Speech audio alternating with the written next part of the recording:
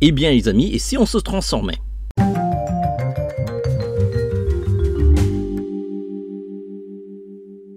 Hello les amis, j'espère que vous allez bien. Nous revoilà pour une critique ciné autour d'un film assez spectaculaire, les Transformers Rise of the Beasts. C'est le 7e volet des Transformers. Ça avait commencé avec Michael Bay avec des films assez spectaculaires. Puis après, il y a eu un reboot avec Bumblebee.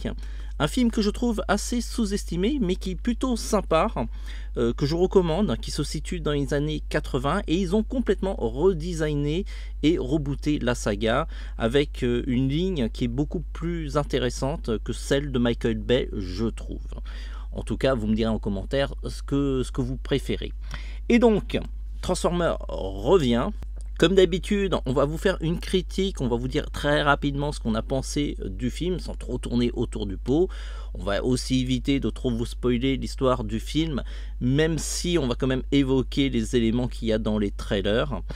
Et ne vous inquiétez pas, ça ne devrait pas vous gâcher le plaisir du film. Alors côté pitch, c'est pas compliqué. Ça reprend les événements suite à Bumblebee. Les Autobots ont fui Megatron, leur planète, pour être hébergés sur Terre, mais il se trouve qu'ils sont bloqués sur la planète sans aucun moyen de pouvoir revenir sur leur planète d'origine. Il se trouve qu'ils découvrent qu'il y a un artefact sur Terre qui pourrait leur permettre de retourner dans leur planète. Mais voilà, cet artefact est aussi disputé par un autre camp dirigé par Unicron, une entité dévoreur de planètes qui compte récupérer cet artefact pour pouvoir aller de galaxie en galaxie pour pouvoir continuer à avaler d'autres planètes. Heureusement pour nous, les Autobots sont là pour nous protéger. Bien entendu, des humains vont se joindre à l'aventure et d'autres alliés aussi. Les Beasts ou les Animals en français.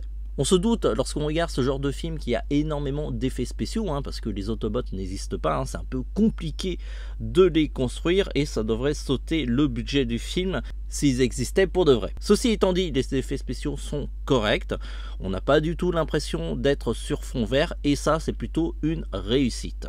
Contrairement à Bumblebee qui se situait dans les années 80, ce film se situe dans les années 90. L'occasion de nous faire écouter du hip-hop, voir plein d'objets d'époque et surtout jouer sur la fibre un petit peu nostalgique de tous ceux qui ont vécu les années 90. Le scénario est plutôt simple.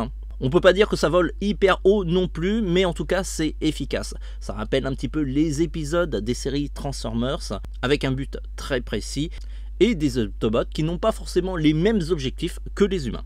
Ce que je trouve réussi dans ce nouveau reboot, c'est que le design des robots sont vraiment très clairs, très précis, ça rappelle vraiment les dessins animés, et en plus de ça, on reconnaît clairement les gentils des méchants.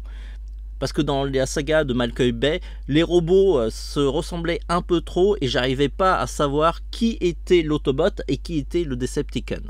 Pour le coup, il n'y a pas de confusion et les actions sont clairement identifiées. Les robots stars comme Optimus ou Bumblebee sont bien mis en avant.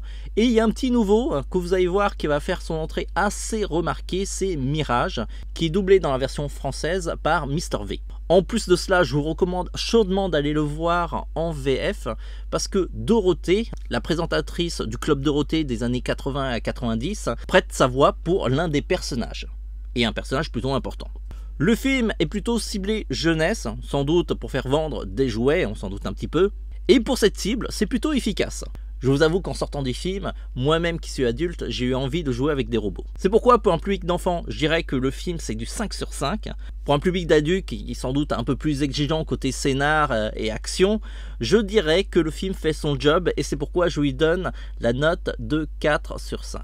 Je vous avoue qu'à la base, je voulais lui donner 3,5, mais à la fin du film, ils nous ont teasé quelque chose plutôt intéressant sur l'univers des Transformers qui sera étendu et vraiment, ça a l'air vraiment hypant. N'hésitez pas à me dire en commentaire que vous allez voir le final, ce que vous en pensez de cet univers étendu. Sur ce les amis, on se dit à très vite pour d'autres critiques ciné, surtout qu'il y a pas mal de bons films qui nous attendent à l'approche de l'été. Il y a le prochain Pixar, il y a The Flash et plein d'autres films aussi. Mais en tout cas, Ce film Transformers Rise of the Beast fait le job. Il n'est pas forcément extraordinaire, ce ne sera pas forcément le film de l'année, mais on passe vraiment un bon moment et il y a une fibre nostalgique qui n'est pas déplaisante du tout. Sur ce les amis, foncez aller voir ce nouveau Transformers.